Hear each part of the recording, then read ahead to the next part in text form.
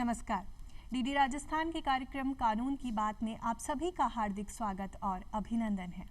दर्शकों, जैसा कि हम जानते हैं कि हमारा ये जो मनुष्य जीवन है ये बहुत सी अनिश्चितताओं से भरा हुआ है। कभी हम सुख के सागर में गोते लगाते हैं तो कभी दुख के दिनों में सहम भी जाते हैं। तो ये जो दुर्घटनाएं हैं ये हमारे जीवन में कोई तूफान ना ले आए, इसीलिए हम पहले से इंश्योरेंस प्लान्स लेकर के, पॉलिसीज़ लेकर के अपने भविष्य को सुरक्षित करने का प्रयास करते हैं। इसीलिए हमारी आज की चर्चा का विषय है दुर्घटना बीमा।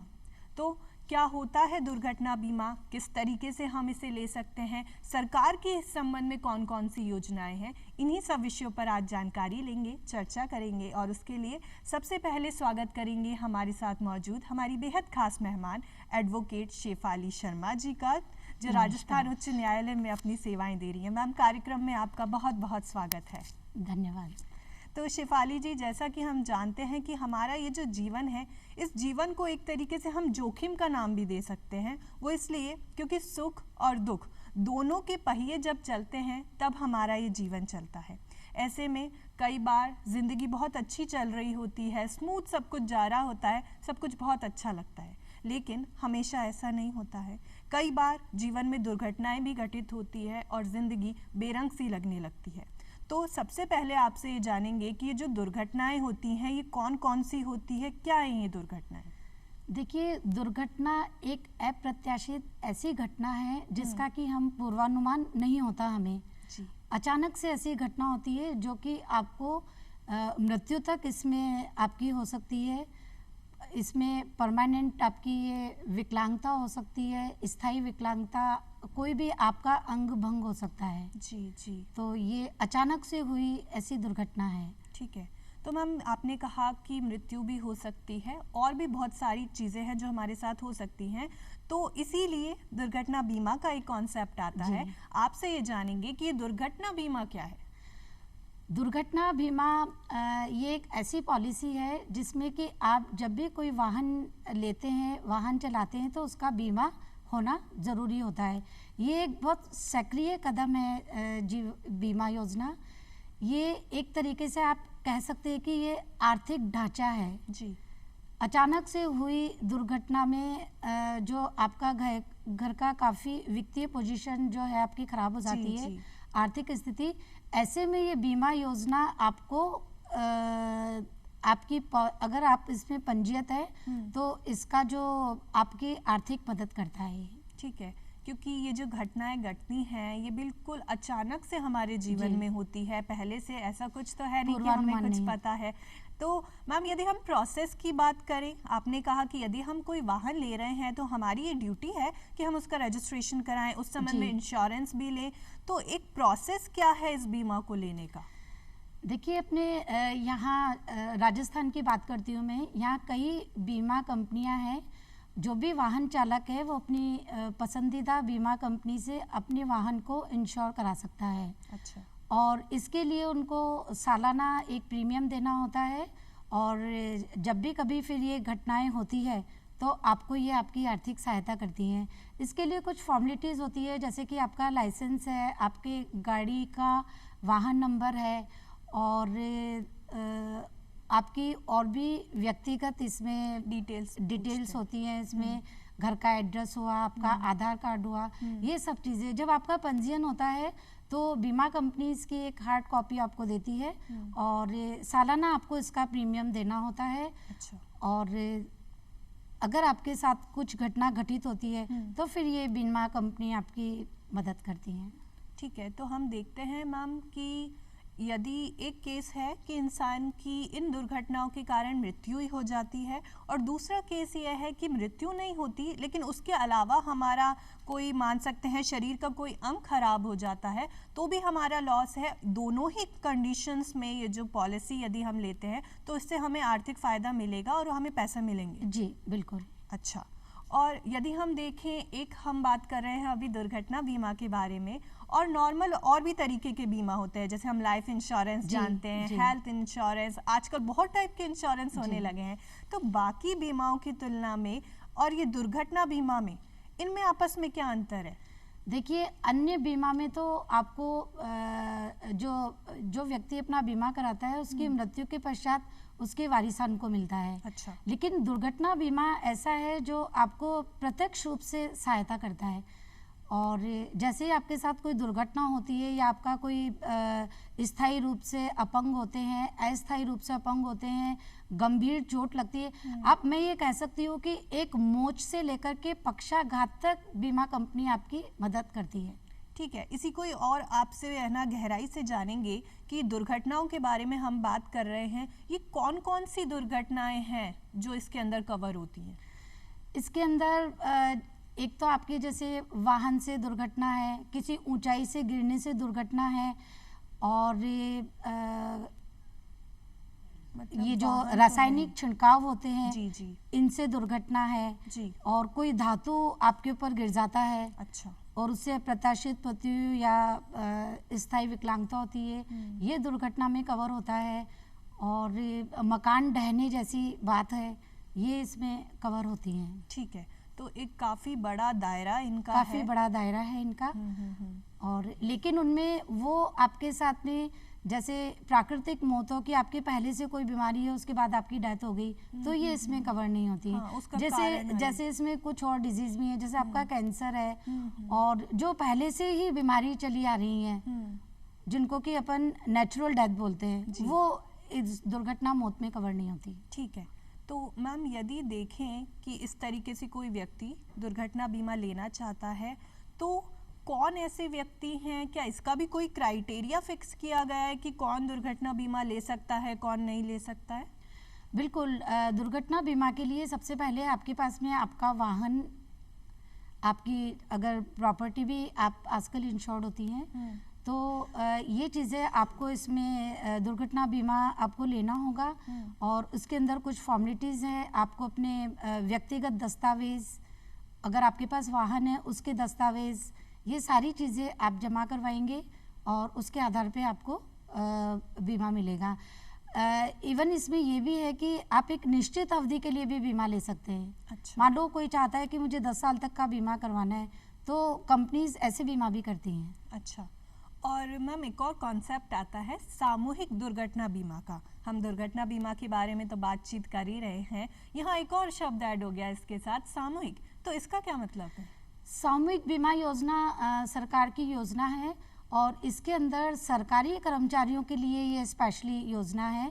और अगर किसी सरकारी कर्मचारी के साथ में कोई दुर्घटना होती है तो ये 3 लाख रुपए तक की होती है, कैश उसको इमीडिएट उसको मिलता है। अच्छा। दुर्घटना होने पर। तो ये स्पेसिफिकली जो सरकारी कर्मचारी हैं उनके लिए सरकार का एक प्रयास। इसमें कुछ एक निश्चित प्रीमियम है जो कि हर साल देना होता है, और ये सरकार की एक बहुत ही सक्रिय, बहुत ही अच्छी योजना है। और शिफाली जी, बाकी योजनाओं के बारे में भी हम बात करें, जैसे केंद्रीय स्तर पे बहुत सारी योजनाएं चलाई जाती हैं, राज्य स्तर पर राज्य सरकार चलाती हैं, तो दुर्घटना बीमा को लेकर के सरकार की कौन कौन सी योजनाएं हैं? अपने केंद्रीय सरकार की तो आयुष्मान योजना है। अच्छा। और जहाँ तक हम बात करते हैं, जिस जगह हम रह रहे हैं राजस्थान राज्य में, तो इसके लिए सीएम की चिरंजीवी योजना है। अच्छा, तो मतलब हमारे राजस्थान में चिरंजीवी योजना इसके संबंध में चलाई जा रही है, जिसकी जानकारी हम सबको ज़रूर होनी चाहिए। तो मैम, आप हमारे साथ हैं तो हम देरी क्यों करें, आप इसके बारे में थोड़ी डिटेल में जानकारी दीजिए। चिरंजीव योजना में सबसे पहले आपको आधार कार्ड से जन आधार कार्ड बनवाना होगा। अच्छा।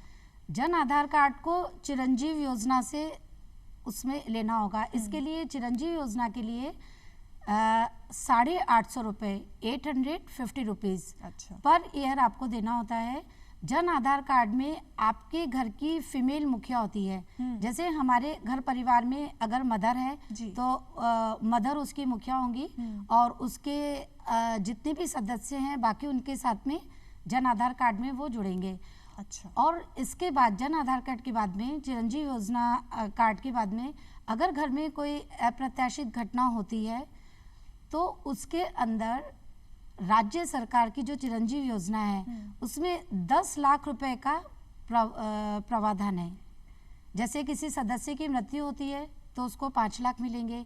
जैसे एक सदस्य के साथ अन्य सदस्यों की भी मृत्यु होती है तो 10 लाख तक का प्रोविजन है इसमें। और अगर मान लो कि कोई बीमार होता है, क्योंकि ये हेल्थ योजना के साथ में भी जुड़ी हुई है, तो आपका बीमार स्वास्थ्य चिकित्सा खर्च भी सारा चिरंजीवी योजना के थ्रू हम ले सकते हैं।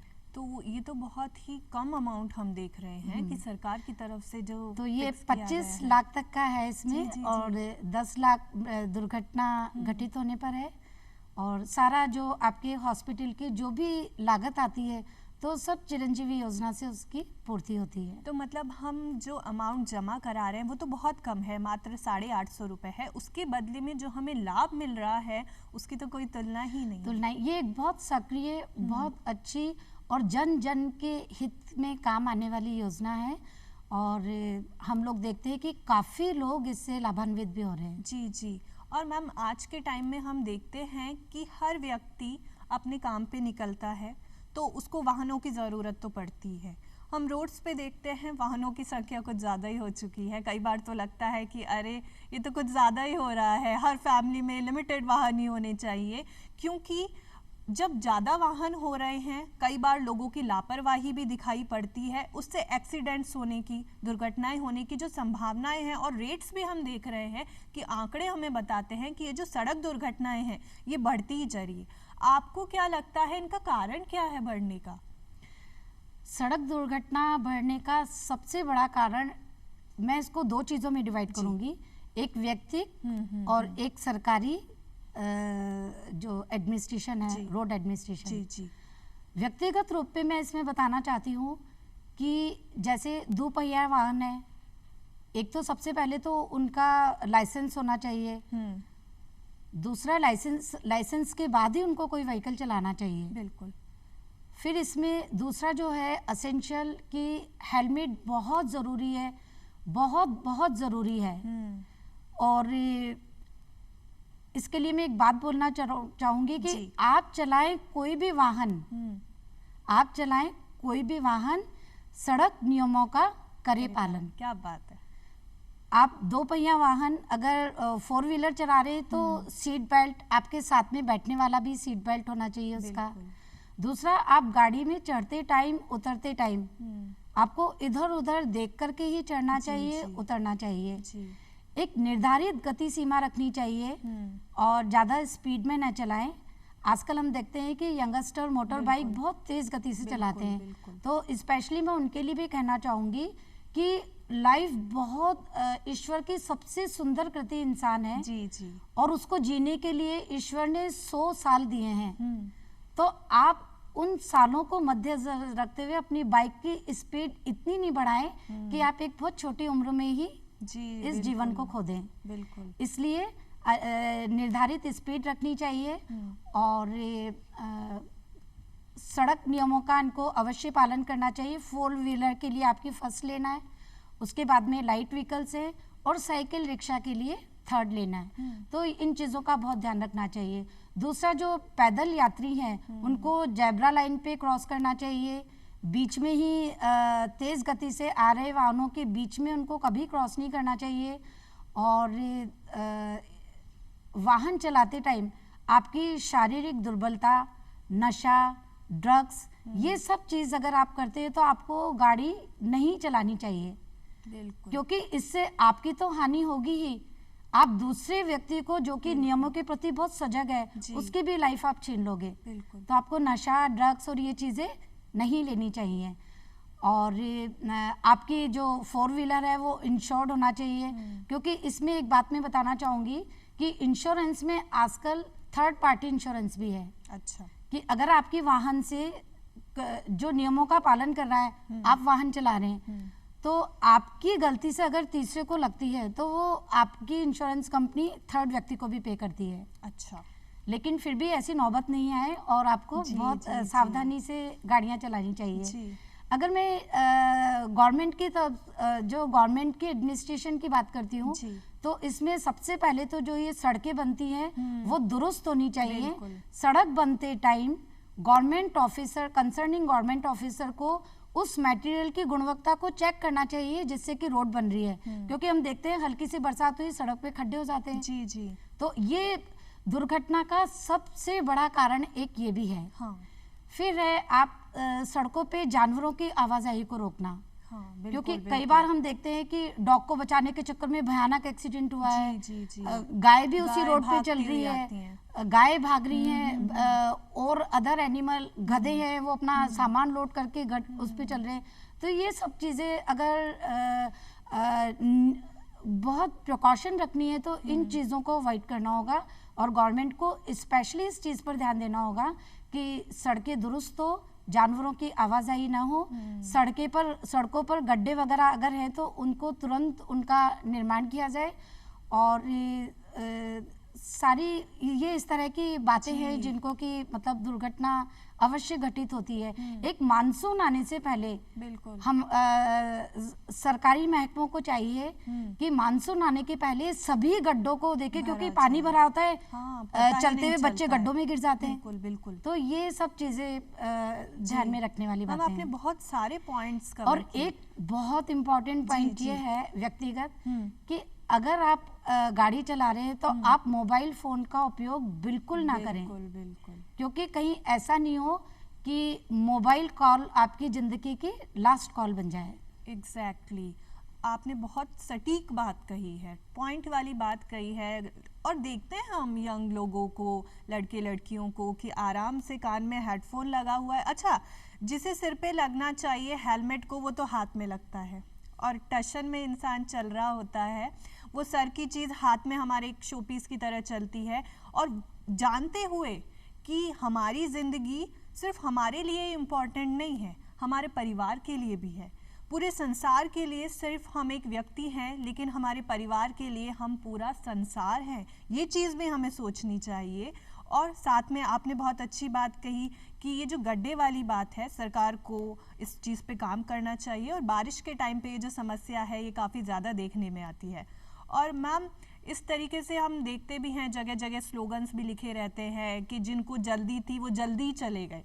उसके बावजूद भी सरकार अपना काम करे उसके लेवल पे, व्यक्तिगत स्तर पे हमारे लिए भी ज़रूरी है कि हर इंसान के तौर पे जो हमारी ड्यूटी है हम उसका भी पालन करें। क्योंकि यदि मान लीजिए हमारी गलती के कारण कुछ होता है तो उसका जो खामियाजा है वो दूसरे आदमी को भी भुगतना पड़ता है, जो कि नहीं होना चाहिए।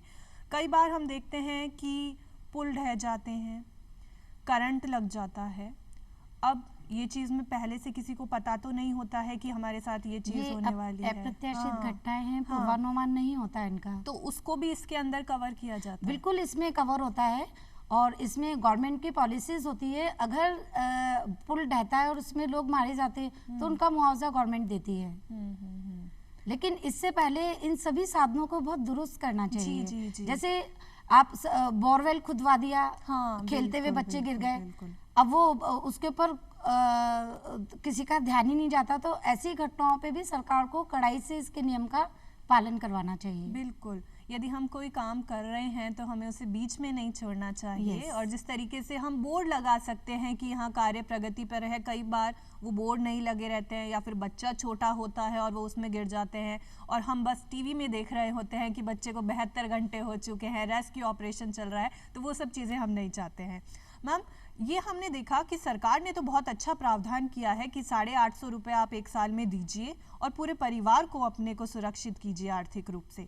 लेकिन प्राइवेट कंपनीज भी होती हैं, तो उनसे भी हम ये वाले बीमा करा सकते हैं? हाँ, बिल्कुल करवा सकते हैं। कई प्राइवेट कंपनीज हैं जो कि आपका ये बीमा करवाती हैं। अच्छा, तो मान लीजिए कई बार ऐसा केस हम देखने को मिलते हैं हमें कि प्राइवेट कंपनी से किसी व्यक्ति ने कोई बीमा कराया है, दुर्घटना बीमा कराया है, और जो कंपनी है दुर्घटना होने के बाद कई बार वो इंसान के साथ फ्रॉड करती हैं।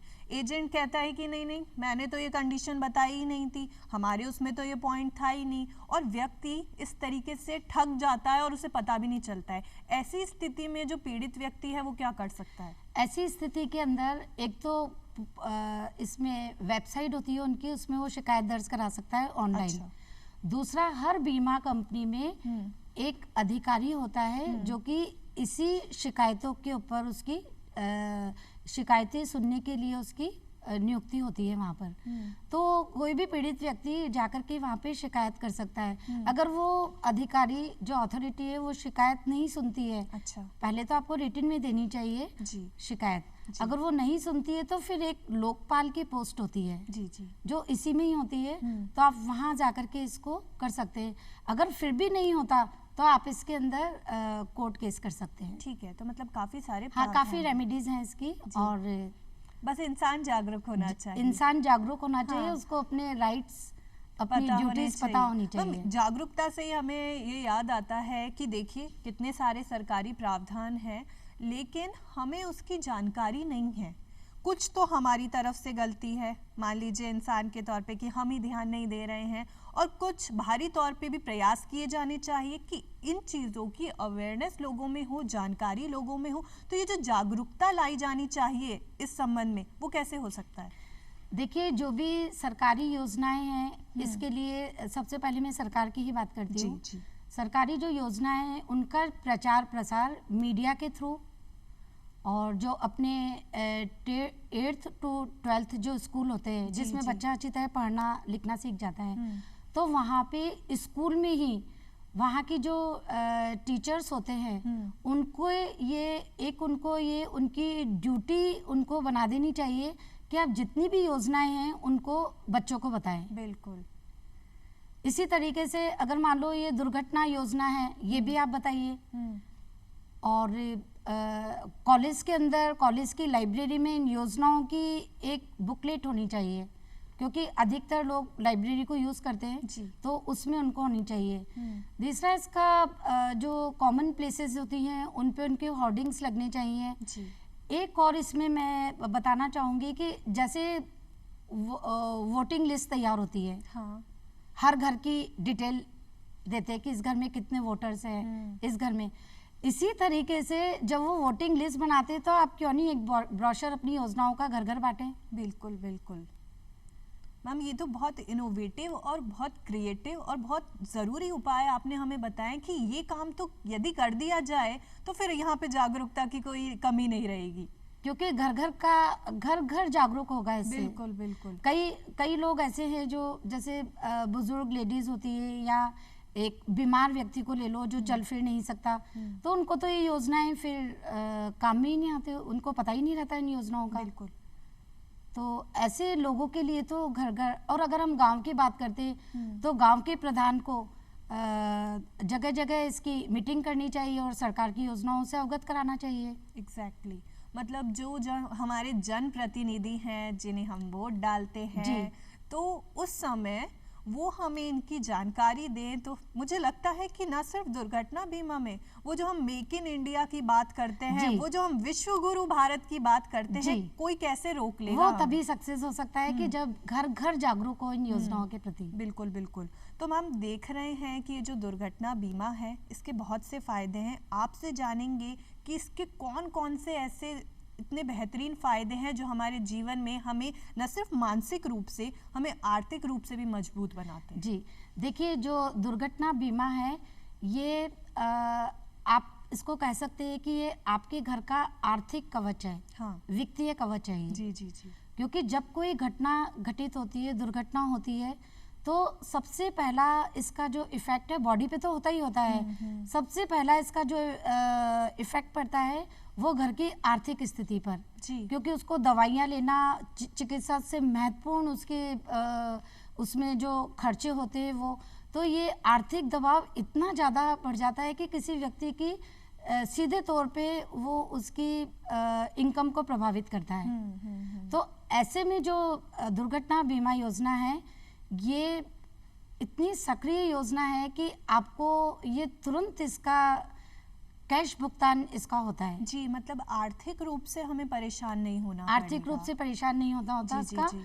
और आपका चाहे इसमें व्हीकल का नुकसान हुआ हो, इसमें आपकी मृत्यु हुई हो, आपके द्वारा किसी और की मृत्यु हुई हो, कोई और चोटिल हुआ हो, स्थायी अपंगता आई हो, अस्थायी आपके गंभीर चोटें लगी हो, जैसे आंख खराब हो जाना या एक हाथ, अस्थायी में यही आती हैं, एक हाथ। जी, जी। और स्थायी में जैसे आपके दोनों हाथ खराब हो गए, दोनों पैर खराब हो गए, तो ऐसे वक्त में आप दुर्घटना जो योजना है, उसका दुर्घटना बीमा फायदा लें। योजना मैम, आपके लिए बहुत फायदेमंद है। चलते चलते आपसे जानेंगे कि आपने हमें बहुत बेहतरीन जानकारी आज दी, लेकिन सिर्फ जानकारी लेने से तो अब बात नहीं बनेगी। हम चाहेंगे कि आप हमारे दर्शकों को क्या संदेश देना चाहेंगे कि ऐसी ये जो योजनाएं हैं इनका वो फायदा ज़्यादा से ज़्यादा उठाएं।